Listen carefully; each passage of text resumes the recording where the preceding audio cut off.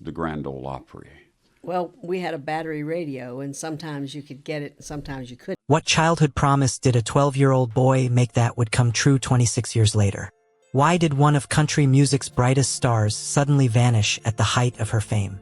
And what secret did Connie Smith keep silent about Bill Anderson for decades? Until now, at 84 years old, the answers might surprise you. But first, let me take you back to where it all began. On August 14th, 1941, in Elkhart, Indiana, a girl named Connie Joan Ramey was born into a world that offered little promise. Growing up during difficult economic times, her childhood was marked by poverty and personal struggles that would have broken many spirits. But Connie found something that would save her: music.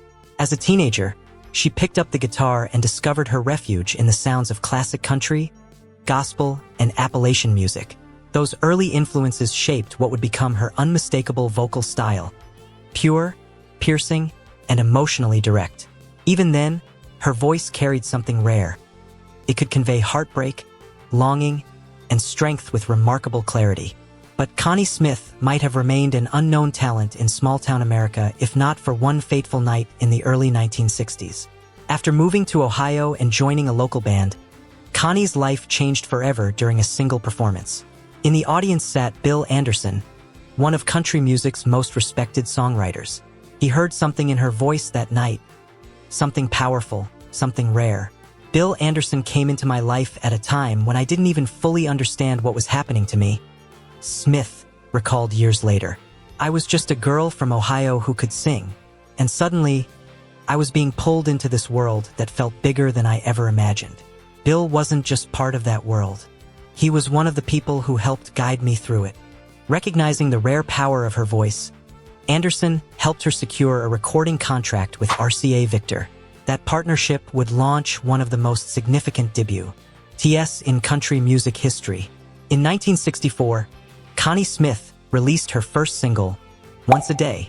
The song became an immediate sensation, reaching #1 on the Billboard Hot Country Singles chart, where it remained for an unprecedented 8 consecutive weeks, a record for a female country artist at the time.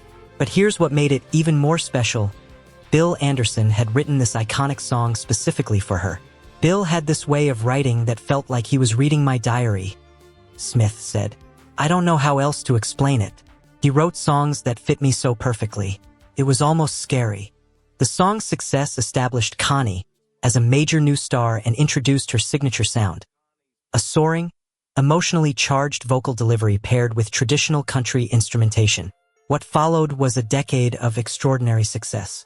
Throughout the 1960s and 1970s, Connie Smith placed more than 70 songs on the country charts, including classics such as Then and Only Then, Ain't Had No Loving, I Never Once Stopped Loving You, and The Hootin's All Over. Her voice became her calling card.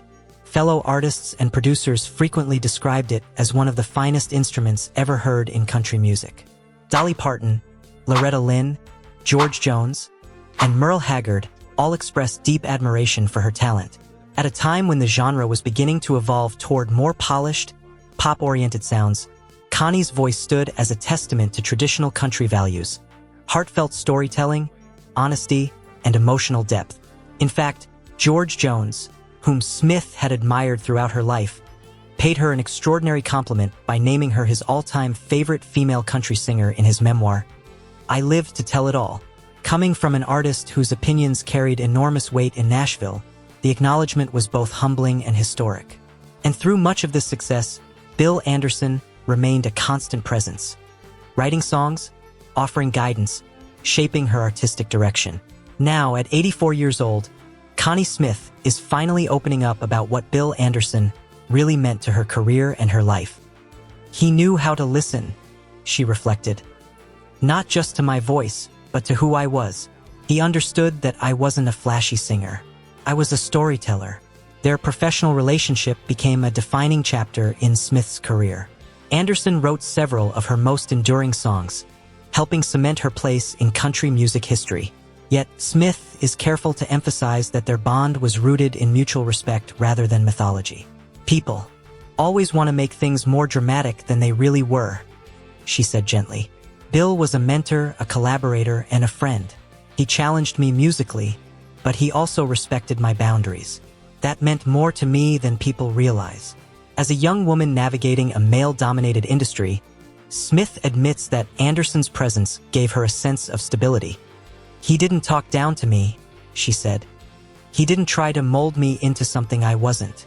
He believed that sincerity mattered more than polish, and that gave me confidence in myself." This was crucial during an era when female artists often struggled to maintain creative control and authenticity in their work.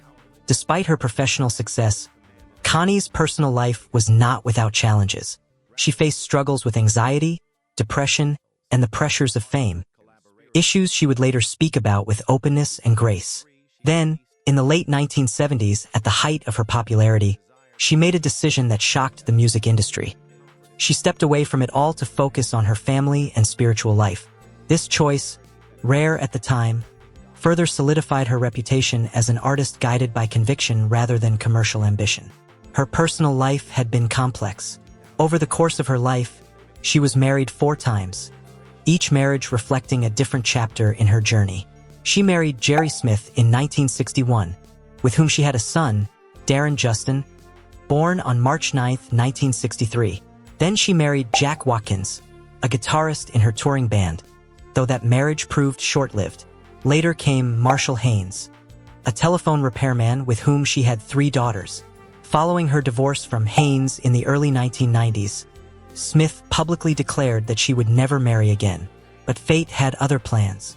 On July 8, 1997, she surprised many by marrying for the 4th time, to acclaimed country artist and producer Marty Stewart.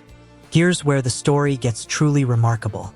Stewart had begun producing Smith's music after writing songs for her 1998 comeback album, but their connection went back much further.